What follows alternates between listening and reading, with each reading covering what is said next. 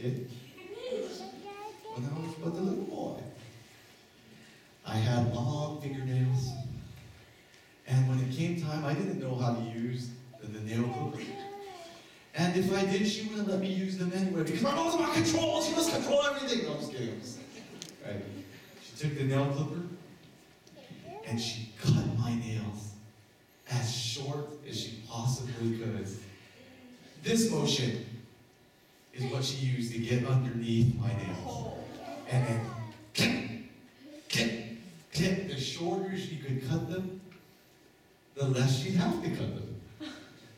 Little did she know that I was crying out in pain.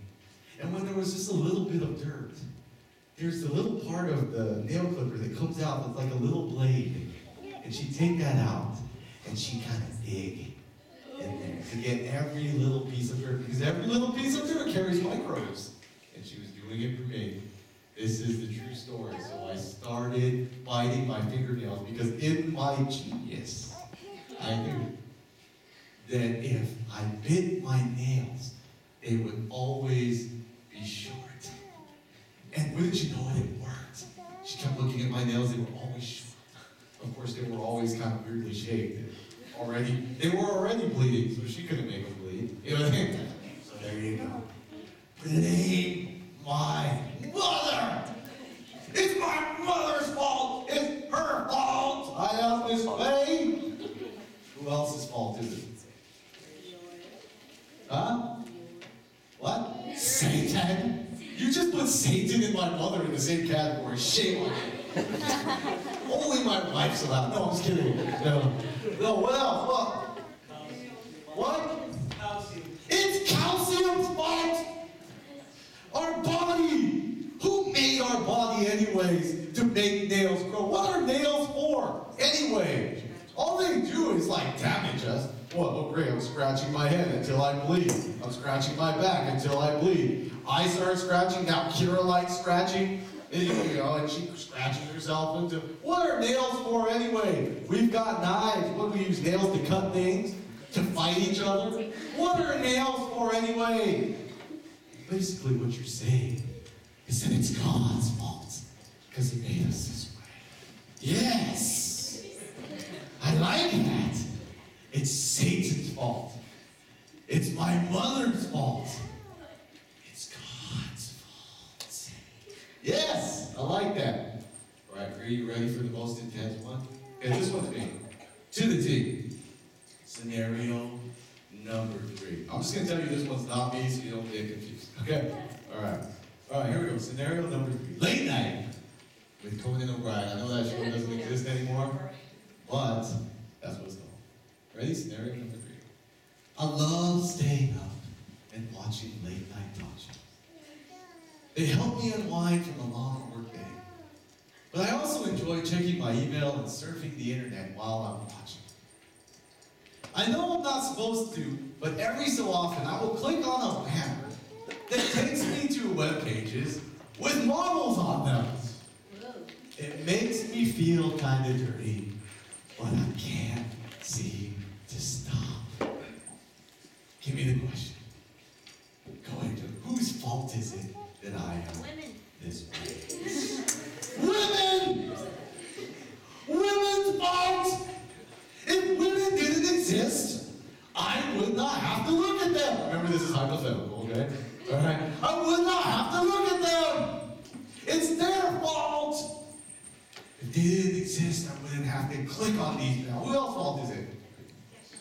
Technology's fault. Who made the internet anyway? It's the internet's fault. Mr. Internet, whoever created that thing, it's internet. Internet's fault. There's nothing good about it. Who else's fault is it? Satan. Satan. Good. The Christian answer. What else? The advertiser's fault. Who put that banner on there anyway? What's up with that? I was looking at wrestling rumors. All I wanted to know was if Hulk Hogan defeated Andre the Giant, and all of a sudden, bam! Banner that says, you want to know more about Hulk Hogan? Click on that. Ah! But I can't stop. What else? Her mom. It's my eyes' fault. If I didn't have eyes, I would not look very good, Angel. It's my eyes' fault. In fact, my hands said no, my feet said no, my head said no, but my eyes just focused. It's almost like they moved there quickly. It's my eyes' fault. That's what it is. God's fault.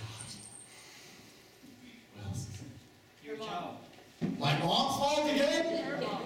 Her mom's fault for letting her wear. Yeah, it's her mom's fault. It's that swimsuit model's mom's fault. What kind of parent is that anyways, that lets a girl dress like that and then force me to look at her? It's her mom's fault. It's not my fault. I mean, it's just a mouse. I pressed the button and there it is. If it wasn't there, I wouldn't look at it. And if her mom wouldn't let her dress that way, I wouldn't have to feel so dirty. It's her mom's fault. Definitely. I like that answer. Anybody else want to blame? It's a game. It's supposed to be fun. Oh, Clarice. Are you just waving it? Huh? The creator of modeling. The creator of modeling. Right. Who parades those people up there anyways in their weird clothes? It's whoever started modeling, the very first model. It's their fault. It's their fault. Blame game. Blame game. Blame game. We're joking around? We are joking around, right? We're having fun with this.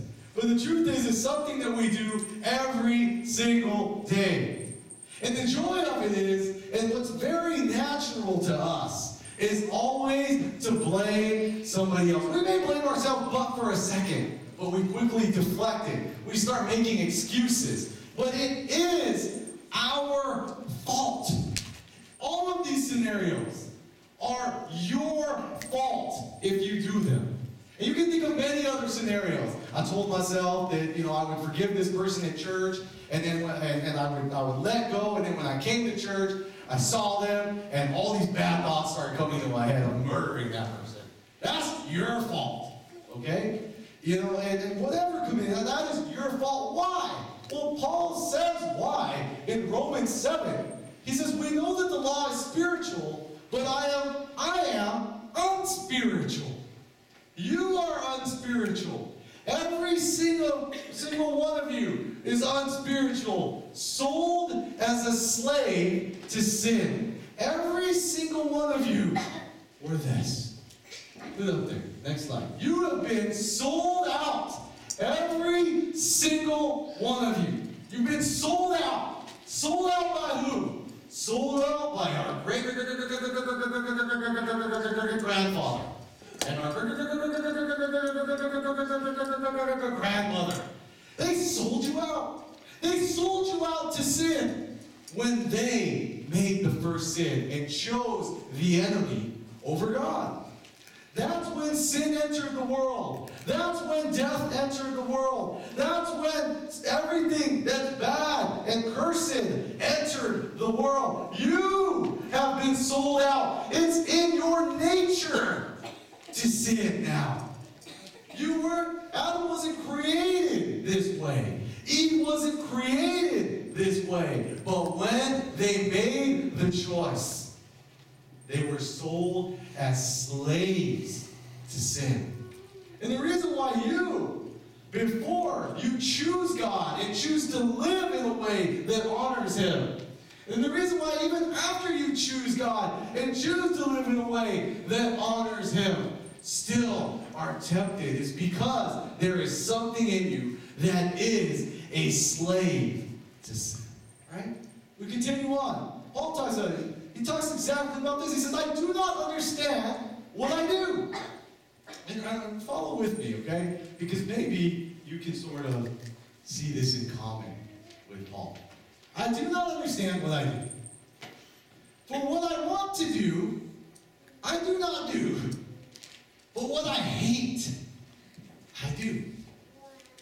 And if I do what I do not want to do, I agree that the law is good. As it is no longer I myself who do it, but it is sin living in me. So Paul says this, whatever I don't want to do, it's interesting. Whatever I know I'm not supposed to do, I have this craving. I have this desire in me to do. But whatever is good, there's almost a desire in me to not do that. Right? When I say go to church, there's a desire to do anything else but go to church. When you're at church, just say go into the sanctuary. There's a desire not to go into the sanctuary. When Sandra says, hey, go say hi to each other, go give them a high five and say I love you. You'd rather just kind of, not say and talk to anybody. There's a desire in there. There's a moment in there. Why is that? Why is that? Is because in your nature, you were sold out. You were sold out. So that none of us even has a chance in the beginning because we are slaves to that nature. Okay? And so, but what Paul wants you to see is that it's not just you. It's not you. It's the sin that is living in you. You all have sin living in you. And that is what is making you do the things that you hate, and even though that you're bad. Okay? So me biting my nails and destroying myself, right? Even though I tell myself that I shouldn't do that because it's destroying me, right? That is the sin in me that keeps me doing that. It kept me doing that. For like 27 years of my life, it kept me doing that. Looking at things that you shouldn't be looking at night. What even tempts you to keep doing that? Watching movies that you shouldn't be watching. Looking at pictures that you shouldn't be looking at. Hanging out with the people you know you shouldn't be hanging out with. That is the sin that is living in you. That makes you want to do that. Right? Paul continues on in verse 18. For I know that good itself does not dwell in me. That is, in my sinful nature. For I have the desire to do what is good, but I cannot carry it out. Does that sound like you?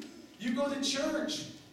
You know the laws. You know the rules. I preach to you every single week. You know the standard by which God wants you to live. You know it. But you can't seem to carry it out. Even those who don't come to church know right from wrong, oftentimes.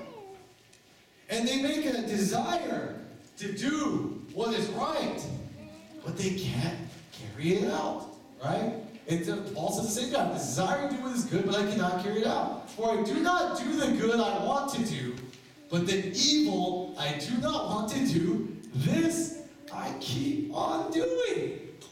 Does that sound like you? It should. Because that's like all of our state. You know what I mean?